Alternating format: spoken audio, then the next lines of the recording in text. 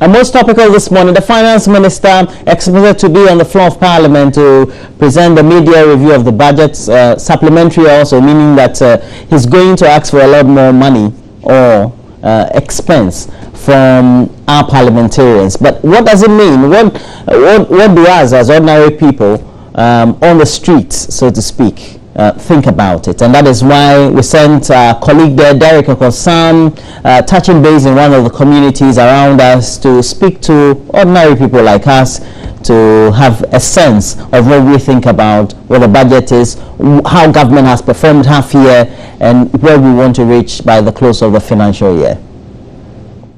Last year, the Finance Minister Setepe presented the budget to Parliament, spoke about a lot of things, and later today he will present a supplementary budget. But I want to do a little bit of analysis from the street, speak to people about whether or not they think that the budget that was presented last year, the projections that were made have been met. I want to speak to this man.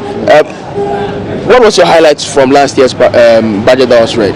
We talk about infrastructure, building roads and schools, but I think the schools they built some of the schools, some are not completed, and they were talking about a huge amount put in that school, and we don't see that the money they told us spend on school is actual money they spend on that buildings and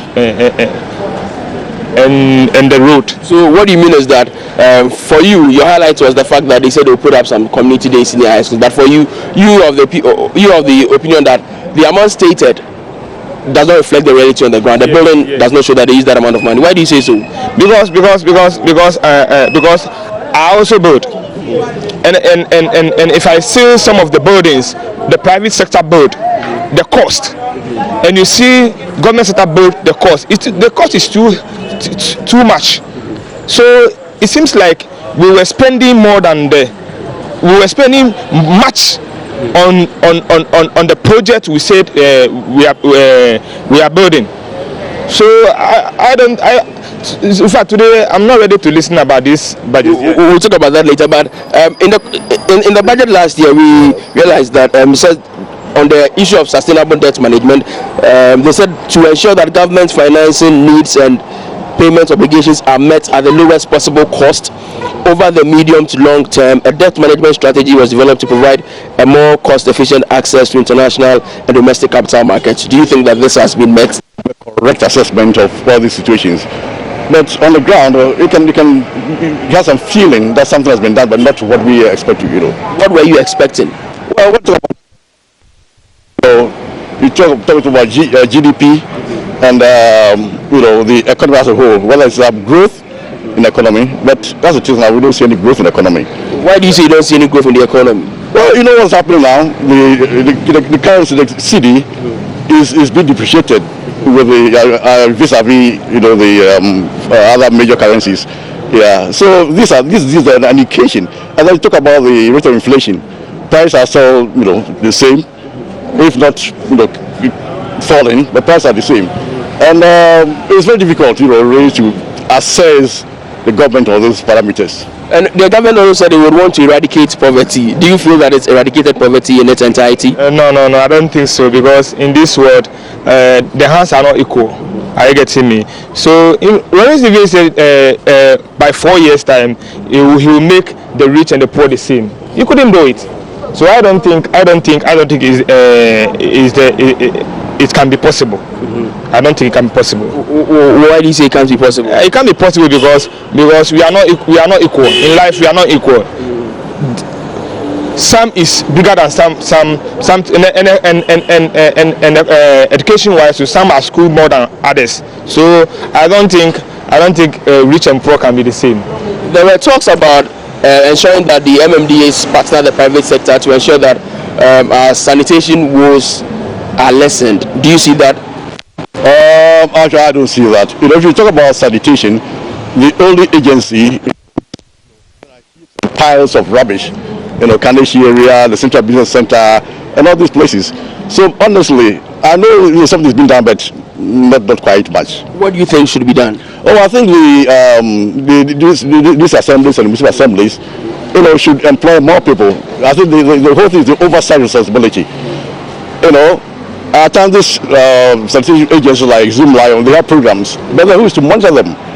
You see them sweeping places, but you walk a few yards from where they are catering for, and then you get another part of rubbish. I think it has more to do with us as a people and our mentality towards keeping our environment clean than what government will do. Certainly. So we also bear some responsibility. I mean, if you live in a house, you don't expect someone from outside to come and clean the house for you.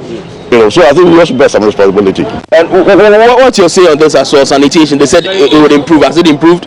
No, sanitation, I don't think the government is the one who is going to do it for us. We the people in the community are supposed to do the sanitation.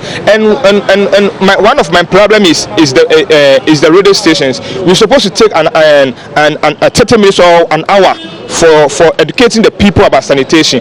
By politics. So it seems like we are the people have taken the man has taken away from sanitation to politics, MPP and NDC. I think we the community, we can do much to help the government about this sanitation thing. If government put dustbin here for us to put rubbish, we will do that. But you see somebody drinking water, just throw this thing away near the box where the dustbin is, you just throw it away. So I think we the people can do best if we take the government out. We the people can do the sanitation. And then there were talks about the power situation improving, bringing in some power budgets and all of that. Has your situation improved? No. If you're talking about the power badges, it stands like 2 weeks off. So I didn't benefit from the power badges they brought because the situation is the same. Sometimes I stay at Kaswa, from Kaswa to here. When I go here, even they will inform me that the light will go off. When I get here, they say light off. From morning to evening, I'm supposed to go back again, and I spend 20 cities in and out. So if I come and there's no light, if I go, I lose. So I don't think government have done much in electricity. Okay. You also said that for you the power situation was of topmost interest to you. Oh, yeah, sure, yeah. Yeah, certainly, because in every human endeavor, power is very important, even in industries. But as you're saying, the situation is not very good at the moment. If you take the private producers like Asogli and the rest, they depend on gas, and we also depend on gas from Nigeria. And at times their programs, don't really meet what we expect, what we expect them to do. So I think the best solution is to go solar. If you can really augment our power, it's expensive, but it lasts longer. It is expensive, solar. Oh yeah, but I think you do well if we bring in some component of solar energy. Okay, so let's talk about the supplementary budget that will be presented today. What really are your expectations? About what, please? Supplementary budget to be presented later today in Parliament. This budget issue, I said it earlier that I don't want to listen about it because they will say we have put amount of money here. By end of the day, the money didn't reflect on what they say they have put the money there. No, for me per se, I don't know much about them. So I don't want to. This is why I say today I don't want to listen about this budget issue because I don't want to say much about it because it's sometimes it get me annoying. Listen to them, get me annoying. Okay, so what do you also expect? Well, the supplementary budget, I want them to address, certain areas which have been found to not be working. Take education, for instance, I want them to really address the issues of these lecturers, their book allowances, research allowances, very, very important. Because if they provide, the education for our children, and if they are not well resourced, if they are not well catered for, there's going to be a shortfall in education standards. Okay? And then I also expect the government to, put in place measures like agricultural reforms, that kind of thing. In fact, it's a very key thing to me, very dear to me. If agriculture is well catered for, I think our import bill, agricultural products like rice and other things, reduce, and that also propel us to another direction. So I guess it's all in the frame of making sure that the views of the ordinary Ghanaian is sought. And that is why we sent Derek Okosam to give us a lot more views from us, as the ordinary Ghanaians. And for those of us who are not ordinary, we'll be introducing two of them very soon. I guess they are members of parliament, but I have currently Emmanuel Kosi Bejra in the studio. He's a member of parliament for Whole West. He's very much associated with the committee in parliament, the Governance Assurance Committee of Parliament. And I think we have another committee here, Committee on Housing. Works on housing, yeah, and as well as House Committee. Okay. There's a committee called House Committee.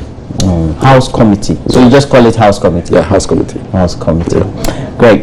And so that's why we've just mainstreamed into the segment AM Talk. And today we expect to have the finance minister in the house. Exactly. Looking for more money? Is that it? Well, no. It's a mid-year review. First of all, sorry, good morning to our cherished viewers, and a good morning to you. And your constituents as well. And your constituents as well, especially those who are watching, and entire Ghanaian. Today marks the 4th anniversary of the demise of our former president. Exactly. Yesterday. Okay, and today we are having a lecture in his honor in Cape Coast. And there are a few line-up programs to that effect. So my good morning to Mrs. Nadu Mills and the entire family, the Mills family. Wish them well. Yeah, today the Minister of Finance will be in Parliament to present a mid-year review, or what we call supplementary budget.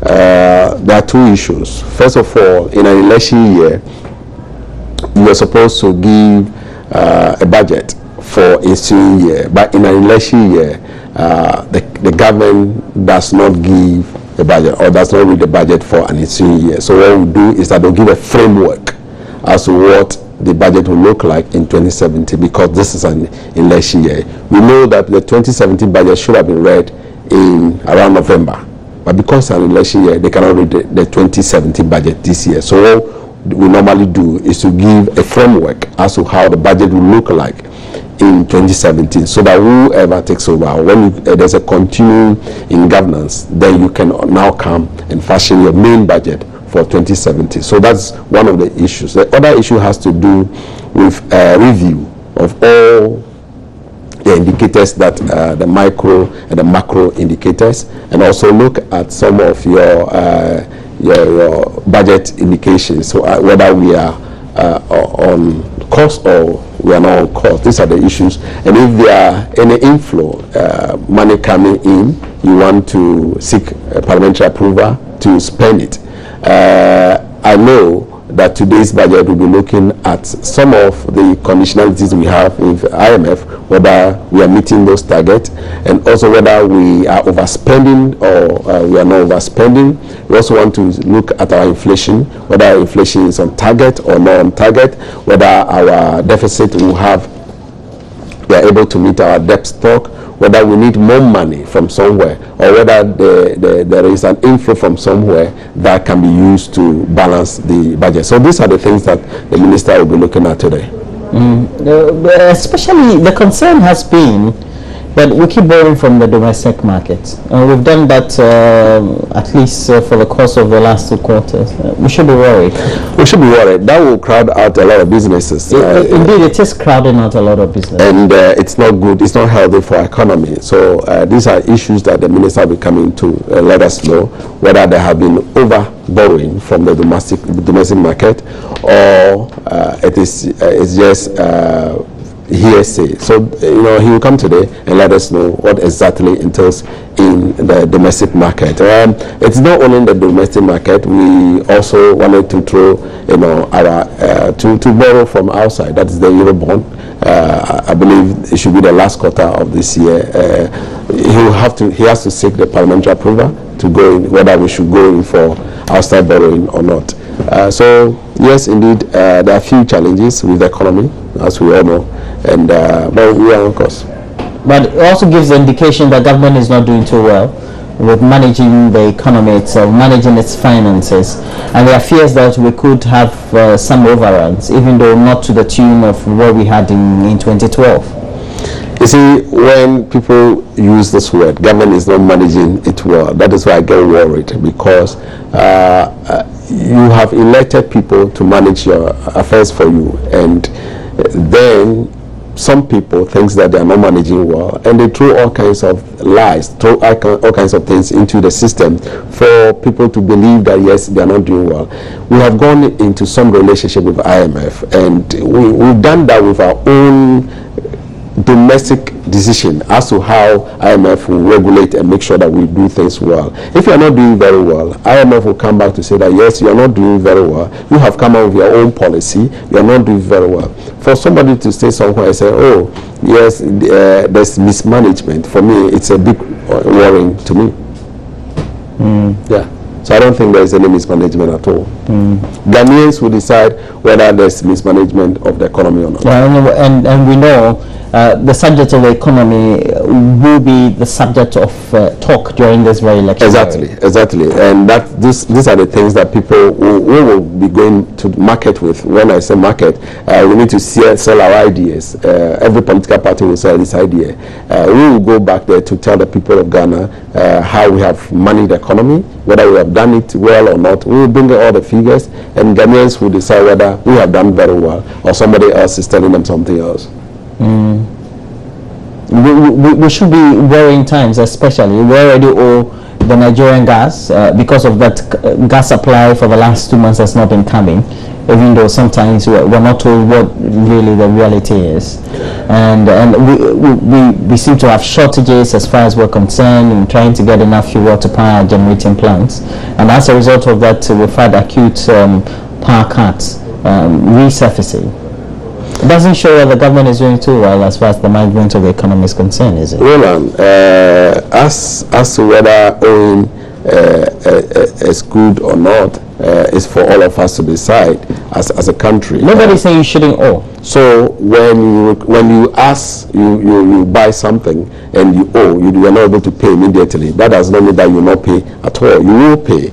Yes, indeed, we have some arrangement with the Nigerian company, gas company, and they have also sometimes defaulted. And we all know in this country they have defaulted sometimes. They tell you that the pipeline has burst and so on and so forth, which has caused a delay in supply of gas. Yes, we owe them. It does not mean that we will not pay. We will pay. And that does not translate into mismanagement at all. If you have an arrangement with somebody to pay and you are honoring your payment, it does not mean that you are mismanaging the economy at all. It's just that you are managing according to your ability, according to the inflow that comes in. If you have more than enough inflows, you'll be able to pay,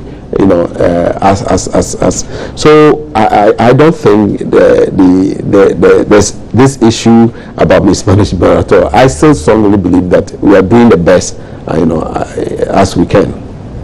Yeah, because the MPP, your main opponent in this very election, and they've been in government before, by the way, they are hitting now hard at you, especially President Mahama, for living or perhaps stating some deceptions, saying that the energy situation will be fixed and not managed, and us returning back into the current crisis in which we're in without even any proper load shedding program doesn't speak well of his word as to whether he should be taken for it or not. So they've turned it as deception, right?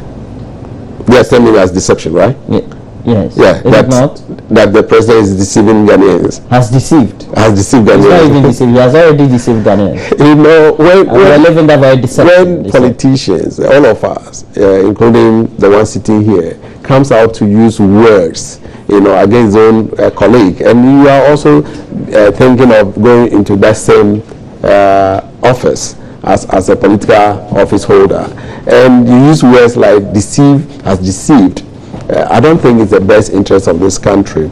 We have a problem, we have a challenge, and the challenge is being fixed, and the one in charge says, I'm not going to fix it.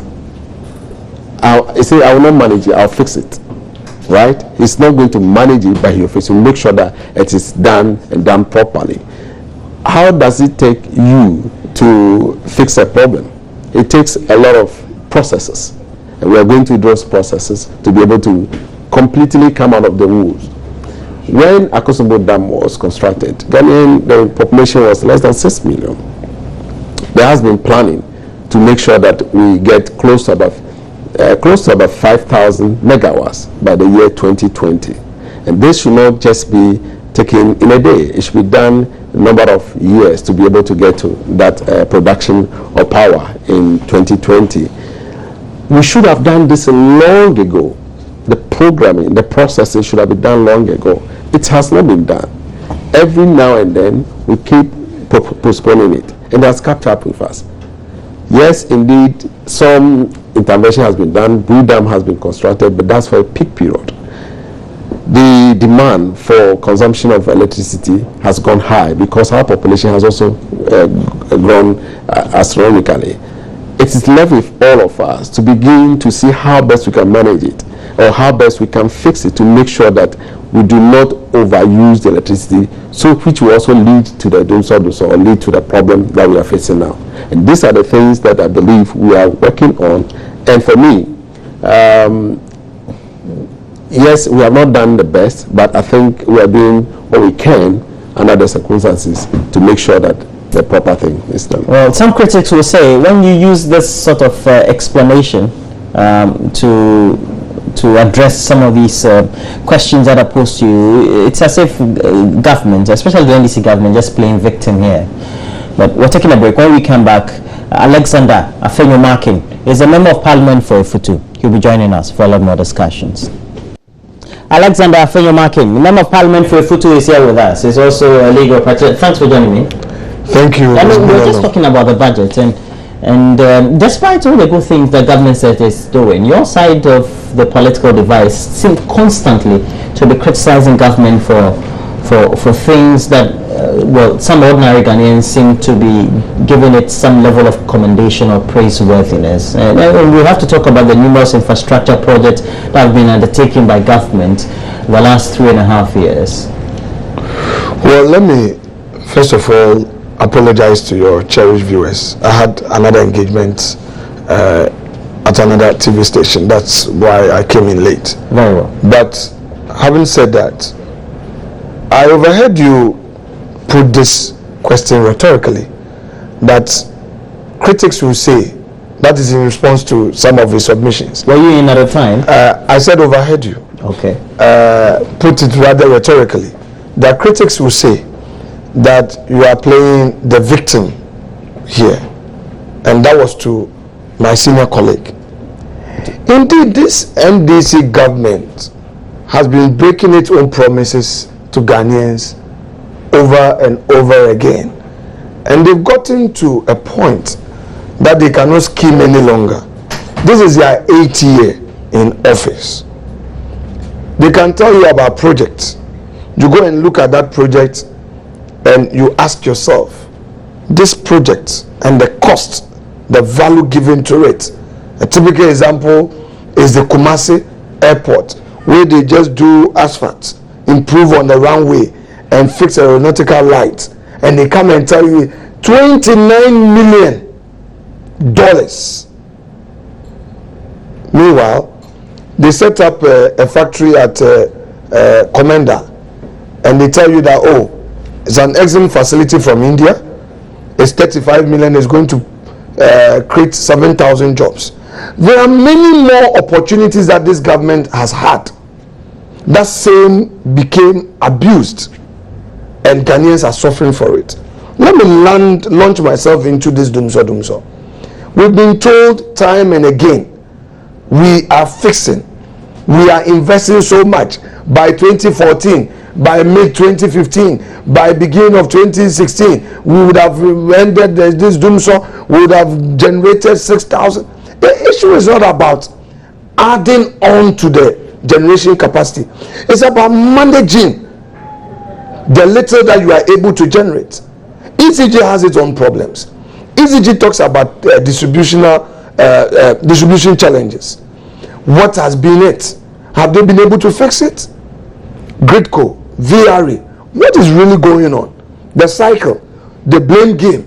Today, the government is even failing to tell Ghanaians that dumso is bad. The government is even failing to give a timetable.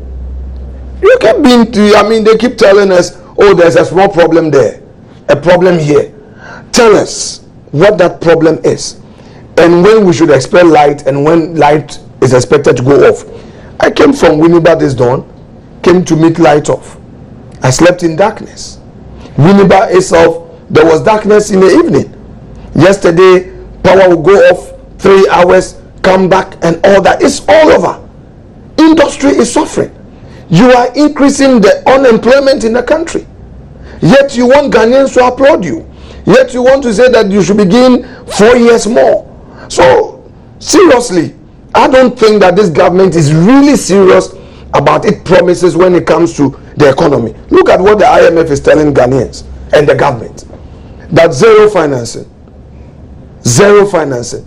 And as a member of the finance committee, for the first time I pitied the government, and I thought that no, this is no more a party interest, it is a national interest. At the finance committee, an IMF officer comes to sit in. They have their own proposals. They also want amendment. What we were going to do, they want to dictate to us, and this government could not say a word because they are giving you $900 and something million, $900 million, and they are dictating you how you should run your economy. It's a big shame, with all seriousness. And now they're telling you that zero financing, you want to amend the law and cap it at 5%. They say no. And at the finance committee, IMF brought its own amendment, what they want us to do. No, we know that brought a stalemate. To the extent that, no, there was no stalemate there was unanimity. There was unanimity by members of the House, the committee, that we're not going to accept those proposals, to the extent that they want to even oust the jurisdiction of Parliament to supervise Bank of Ghana. That they want Bank of Ghana to be so independent, not accountable to any institution of state, so that the Bank of Ghana would virtually be reporting to them directly. I said no. Is the president of Ghana a governor of a federal state? No. We have our own national interests at hand, and on this occasion we want to, although we disagree with government going to the IMF, we think that the direction the IMF wants this government to go is not going to help the interests of this nation. Therefore, on the floor, we are going to seriously oppose all the so-called amendment by the IMF. If the government wants to be serious with the people of Ghana, they better abandon the IMF program and tell the IMF that we can't do this, we can't do that, we can't do that. But it doesn't come as a surprise, because when we went to the IMF, the IMF boss boldly attacked this government, that they had abused all the resources, the oil revenues. When we had them, they were just spending. So as for them, coming to them, they are now going to direct you on how you to run your economy. They said they were going to for policy credibility, homegrown policy. So how do they reconcile? In one breath, oh, we're not going to IMF, we have our own homegrown policies. Then in another breath, oh, we want to go for policy credibility. If you have a team, a competent team running the affairs of your state, why would you go to the IMF for policy credibility? Why would you want them to discipline you? Haven't we passed that stage? We have not. We have not, because the spiral effect of that incompetent collective conduct of the government is what is affecting us today. Is what is leading to the unemployment. Is what is making it difficult for the government to stay focused. Why? 2-3 years ago, government withdrew many subsidies that it was providing for the public sector, including withdrawal of allowances for nurses and teacher trainees. Government is now even competing with state institutions for their IGF. Are you aware? The Minister of Health has written to the various health institutions that they should bring 25% of the IGF. Why? Because somebody is telling you to do something. So the whole economy is in a mess. You don't need somebody to come and tell you. Like you said, they are trying to play the victim here. But you have defied every advice from day one. This is your 8th year. injury time. Today, Mr. President said, we are now restoring nursing trainee allowance. We want to restore this. We are going to provide this. Right. Injury time, knee-jerking attitude. You are not the way to run an economy. You have to be firm, decisive. And Mr. President, decisive and firm. I'm sure he's not. So we need a change in all fairness. So the argument points down to that you want a change of government. It's not me. Who? The generality of Ghanaians need a change. The whole economy is in a mess. We can't continue. Isn't the generality of Ghanaians on your side of the political department? No, I am not saying my party. Based on what survey are you making those conclusions? I'm making a political statement. I know. And a political statement. Everything you said, both of you say here, it's very political. I'm not referring to a survey. I'm making a political statement which reflects the views of the ordinary Ghanaian. Look, when there's doomso, is it a partisan matter? Where people are laying off workers. I've cited this example several, and I will repeat today. If you go to Fridays at Sakumono, the proprietor or the managing director of that restaurant or that setup tells me that it's now cheaper for him to rely on gensets. He's sacked over 60 of his workers because of this doomso. A lot of companies have laid off workers because of this doomso. You're having an unreliable power supply. When government was going to take money from the international market, the Eurobond, one of the risks that was stated in the document was unreliable power. Government itself could not assure the market that they were going to solve the energy crisis. That was government's own undertaking that we can assure. Very well. Hence the high cost of that borrowing. So I'm just simply telling you what the ordinary that is why your party says that the president has been very deceptive in its assurances of ending the current power crisis. You've answered not only deceptive, but the government over 300 projects identified for one district, one factory policy. And Nana Danko Akufo-Addo, the flag bearer of the NPP, is still going around the country with his ideas based on which, or premise on which he would be re-elected, or he will be elected as the president of the Republic of Ghana. Now this very one district, one policy, one factory policy, it's been criticized by his opponent, and they are in government, of course, as not very realistic a policy, is it? Well, by way of a reminder, when in 1999 up to the year 2000, President Kufuor, then a candidate, promised, among other things, that upon being elected, he would introduce NHIS, he would bring a public transport system, he would bring it back, he would introduce a youth employment program to put a lot of our youth into employment. Our friends in government then said he could not do it, especially on NHIS. They ridiculed him. They said, look, a mighty nation like United States does not have free health care. Where was he going to get resources to implement the NHIS? Again, when Kufuor said that way back in Buzia's era, this oil issue of discovery, when the research was done and surveys were done, it was discovered that, look, we have oil deposits. So he was going to invest in that area. The NDC, once again said he could not. But what did we see in the Kufuor era? The NHIS was introduced. 2, the Metro Mass was introduced. We had the public transport system being reintroduced into our country. We had the capitation grant, the youth employment was brought as a policy which led to entities like Zoom Lion coming into being, creating opportunities for the youth and all that. All I want to say is that it is easy and convenient politically for an opponent to attack you that you cannot do it. I experienced it even in my own constituency when I talked about taxi work and pay in Winneba as a candidate. They told me I could not do it.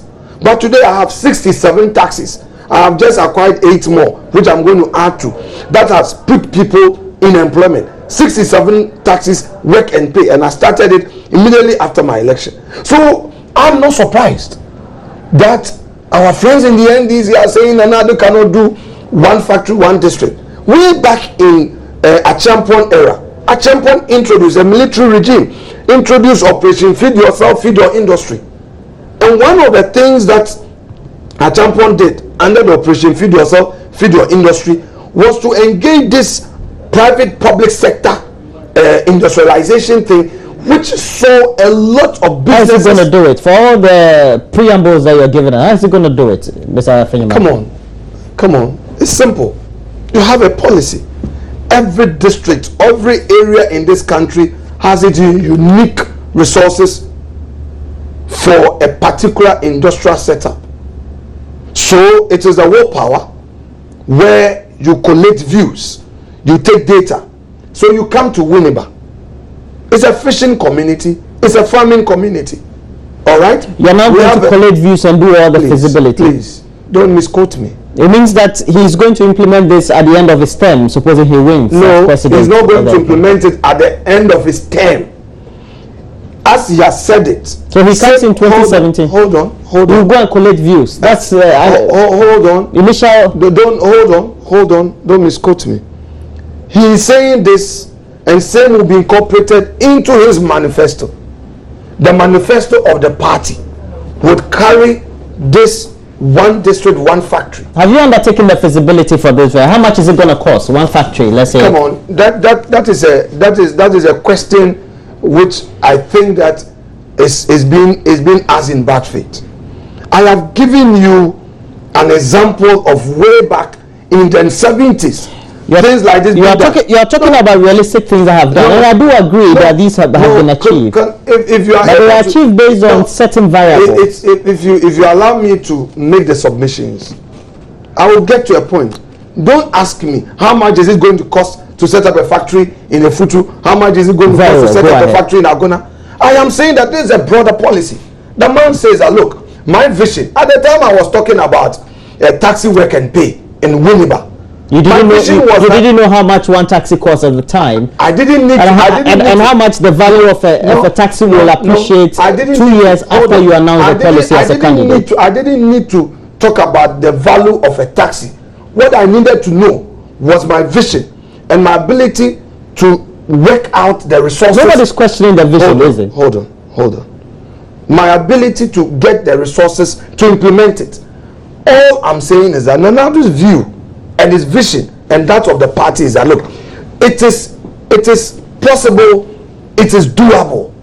We have the resources. All we need to do is to place our priorities right. It is not about how much is it going to cost and all that. And I'm telling you that before this was brought up, it had been thought through. Are you saying my questions are misplaced? Is that what you're saying? No, I'm saying that the context within which you put it isn't appropriate. Okay, thank you. Roland, you are saying they can't achieve it. Well, before I come to that, I've allowed him to speak because he was not here. You had spoken for a long time. And I was expecting you to go straight to the question asked about the supplementary budget. But my brother was doing politics. He knew what he wanted to come. He was just so just go ahead and answer this question, sir. No, so allow me also to start politicking because when I came, I didn't do politics at all. I just went straight and answered. So you didn't do. When you said the president was, I asked you whether Doom saw you. Well, let me answer. You are managing or you are resolving the. Let me just answer straight to the point. Just what I wanted to say is that in the morning people want to listen and then decide. You don't come and do politics, for people to follow your political persuasion. We can all do politics. When I come, I can do politics, but because I want people to listen and follow the trend of argument, that is why I stay to it. Well, he spoke a lot. He has forgotten that when he's going to Kasua now, the same money that he says that we have mismanaged or misused are being used as Kasua interchange for him. Very soon when he's going to Winneba, he will not have traffic on that road. That too many projects that we can all cite in this country that we are working on. But aside that, when we look at the 300 project, NDC party is not saying that it is undoable. We are not saying it cannot be done. We are saying that just as you ask him, come up with your policies, come up with your costing, just as it happened when we talked about the free HAS program. When he asked the flag bearer how much it costs, he just threw it and said, I know, when I get back to Ghana, I'll tell you, I'll add it, I'll do this and that. You know, Ghana is over 57 years, we're almost 60 years now. We cannot just be thrown out and be, you know, things be thrown to us like that. We must all begin to appreciate the fact that, look, there is costing, there is programming, there is planning in everything that we do. You cannot just come and say, I'll build 300, you know, or 216, every district to have an industry, therefore I will do it. Tell us how you're going to do it. Just as we are asking, we couldn't answer. That means that there is no proper planning. It's just something that they came out of their mind. There's a vision, and a vision, if well articulated, let me tell you, as a country, what do you want to do? When we started, when we came, one of the visions, or one of the things that we saw was a problem, was education.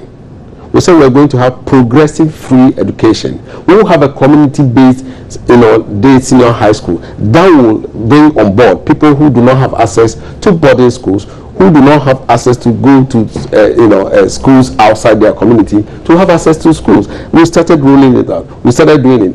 Then we started introducing the progressive free. Some students will not be paying school fees again. You even say you built 200 new community day schools. Is that what you're talking about? I'm talking about everything. How many have been built so far?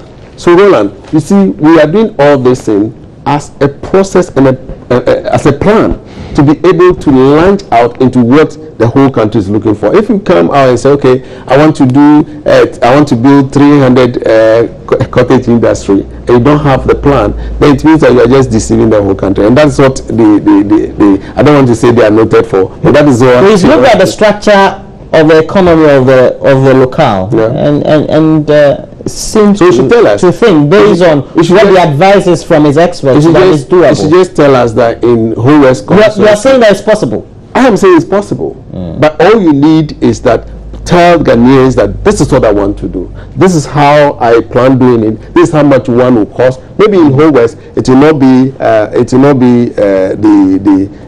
dog cottage industry, or it will be something else. But in whole West, I will do. I will have adding value. If you look at your economy, what do you think will be possible? Can help in the establishment of a district factory for the area? If you ask my opinion, if you look at my area, we have a lot of gari there. So why don't you start up a gari processing factory? That will add value to the cassava dough that we do there, and then export it. And these are the things. That's a starch factory. That would be better than the gari processing factory. Well, the starch factory, we have starch factory at Ayensu or somewhere else. Therefore, what we needed now is another factory that will produce gari for export, because there's so much gari needed outside the country. All you needed is to develop your own plan and program and say, this is what I want to do in the whole West constituency. The young government has not been able to do it. They've come out with a policy announcement. Yeah. You're feeling a bit uneasy as a party. Why are we feeling uneasy? You're shooting it down. Nobody is shooting it down. We are just telling you that's what you're doing. Have we said that? You said that you want finances, feasibility, etc. Of course, that's what everybody does. If I come out to say that I want to do this, why don't I come with my feasibility study? Why don't I come with my plan? Why don't I come with my policies?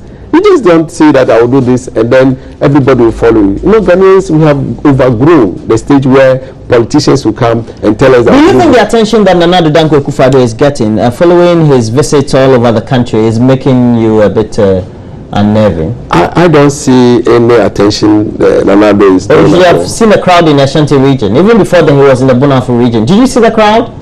Roland, I don't believe in crowd. Because in my own small way, I don't do crowd sourcing. What I do is that I tell the people what I've done, what I will be able to do again, and then allow the people to judge. If you go to a place and you see a lot of people and think that is what to culminate into voting for you, then you are deceiving yourself, because Ghanaians are now sensible. They decide on issues. They don't just decide on crowd following you. So we are not moved at all. All we are asking is that, yes, come up with your own policy. Tell us what you can do, how much it costs you, where you get the funding from. That's what we are looking for. And if they are able to answer those questions, we don't have problem. Government has announced that it wants to introduce allowances for nursing trainees. What's the rationale for all that? You know, we had this. It was taken off, hasn't it? The nursing one wasn't. It was the teachers one that was taken off. And you were preparing for nursing. Yeah, nursing. It was. We were planning. We'll go for student loans. Because that was the announcement. Because we do not have enough. It was defended severally by the Deputy Minister for Education in charge of tertiary. Of course. And then we have noticed that, well, it is not. It's affecting the student nursing. It is affecting their learning. It's affecting their interest. Therefore, government decided, well, we have some window of funding somewhere. We want to support them to do it. There's nothing wrong with that. Is anything wrong with it? No, I'm not in government. It's not wrong with it. Well, that policy itself. I'm very surprised that he doesn't know as a fact that allowances for training nurses were withdrawn. They were withdrawn. They have been withdrawn over the past 2 years. It's not that they were about to, because just this year, when they were writing their exams in Winneba, we have a college there, a college of nursing there. Now, some students were sacked. They couldn't write their exams. I went to plead with the principal. He said, "Honorable, I can't. I won't allow them to write the exam. They've not paid their fees." Is it a private? No, it's a public. They pay fees. They pay. Because please, I'm letting you know, it's not a private institution. In whole nursing training. Let me tell you. Maybe please find out. So maybe it's a private. No, it is not. Winneba Community Nursing is not a private. But even in any case, the private institutions don't get allowances. They don't get it. Let me finish. The private ones, they don't. They pay. Honorable. I know they don't pay. Honorable. They pay school fees. You've not checked. Your constituent may be watching you. Those in your constituent. The current intake they have. Please, all along they've been paying fees. When you get admission, you pay since time immemorial. It can't be time immemorial. Well, I would, just for the sake in that context. Yes. Since the inception of College of Nursing in this country, you pay the fees, except that because of the allowances, students were using part to pay. I'm saying that they would pay so that their parent would not have to bear that cost. Good. But I'm saying because same got withdrawn, because the government withdrew all these allowances, now they would have to pay and look for money. And I'm telling you that last term you've made your point. Now the policy to now introduce 150. Well, I've made that point already. That is a political statement, because they are not consistent. How is that a political statement? You've withdrawn something. Hold on. Government has made an announcement. They are reopening in September. Has made a reassessment. Hold on. Which reassessment? You've withdrawn the thing for over 3 years.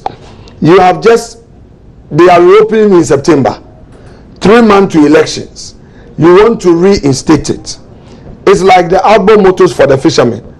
Under Kufuor, the fishermen enjoyed credit facility for 8 years. You came, you withdrew the facility. You now told the fishermen, go and do cash and carry. Now recently upon a tour, Mr. President said, "Oh, okay, I'm going to restore it for you." And you think it's this injury time? Injury time decisions that are to serve political convenience cannot be anything serious. Alexander AFENYO-MARKIN is a member of parliament for Futu. Thanks for joining me this morning. Thank you for having me. And also in the studio is Emmanuel Kwasi Bejra, member of parliament for Whole West. Thanks for joining me. Thank you. We're taking a break. When we come back, Becky will be here with a lot more entertainment. Do stay on.